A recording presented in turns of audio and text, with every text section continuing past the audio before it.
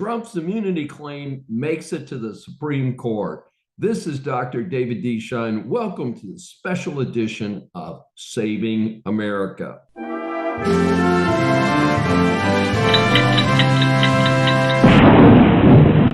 Most Americans are aware that there is a serious string of legal attacks against GOP presidential candidate Donald Trump. My regular listeners know that I'm not a Trump partisan, but I do honor the rule of law. The Biden administration attempts to prevent Trump from campaigning against him are a first in American political history. One of Trump's main line of defense is that as president, he had immunity, so many of the Biden administration claims against him cannot be prosecuted. This includes the mess on January 6th. This includes his inquiries about different states and what they did with the electoral votes and so forth. And especially it concerns the document case regarding certain classified documents at Mar-a-Lago.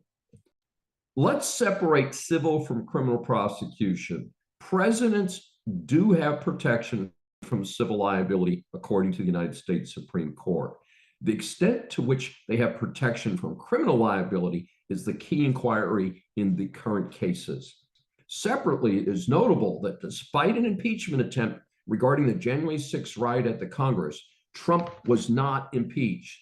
So Trump's attorneys have argued that that would have been a benchmark in order to determine criminal prosecution. The Supreme Court were definitely interested in that, particularly the conservative justices. The argument of Trump's attorneys is that it's crucial to our constitutional republic that the president should have nearly unlimited immunity.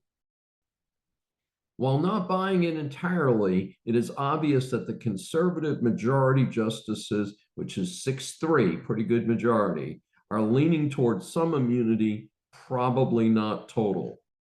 The prosecution, on the other hand, is arguing that this level of immunity, total being, that would allow all manner of misdeeds by a rogue president. The liberal justices telegraphed that they would be in favor of a very narrow approach to immunity. Folks, the irony of the situation is that a limited grant of immunity may be set up for Biden, who would be the most progressively prosecuted president in history. It would make what has happened to Trump so far look like the comedy My Cousin Vinny. Biden has, in my humble opinion, committed high crimes and misdemeanors.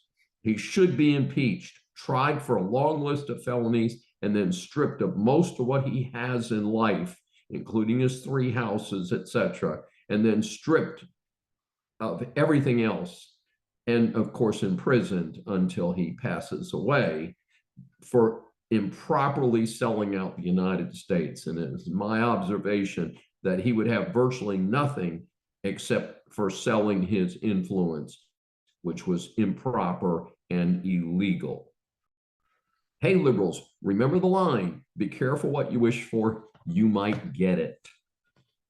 I'm also concerned about unlimited immunity, having seen Biden in action. The imprisoning of opponents or even assassination of opponents, a la Putin's Russia, could happen under unlimited immunity. Again, I'm not nearly as worried about Trump as I am about Biden and his buddies. So let's see where the Supreme Court draws that line. This is Dr. David D. Schein for Saving America regarding presidential immunity. We always welcome your feedback. If you've enjoyed this episode, please subscribe on your favorite platform.